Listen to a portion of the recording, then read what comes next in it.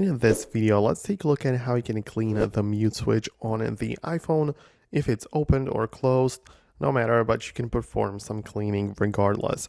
Essentially, obviously, everybody wants to just ensure that everything is fine. So for that, we should follow the official guidelines. And inside of their community page on Apple's website, a community specialist has replied that it is the best to clean Apple products this like following method, right? So we are supposed to use a soft lint-free cloth and avoid abrasive cloths like towels, paper towels, or similar items. Any excessive wiping is supposed to be avoided, and of course, you should keep liquids away from the products. So, of course, you should also avoid getting moisture into the openings. You shouldn't use aerosol sprays, bleaches, or abrasives, and we should not spray cleaners directly onto our devices.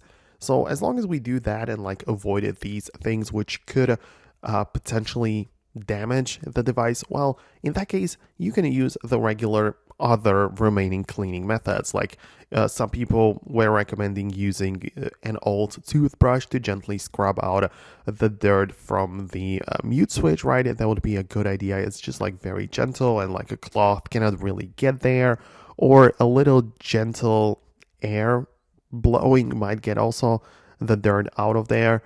So as long as we follow the Apple's official guidelines for warranty and everything, the other methods should be fine. So again, don't spray any of the chemicals which I mentioned earlier or anything like that. But then the regular methods, for example, even using toothpicks to just gently get the dirt out of there would be a good idea. So yeah, do whatever you gotta do, just don't damage the phone in the methods or using the ways I mentioned earlier. So let me know in the comments below if you managed to do what you needed.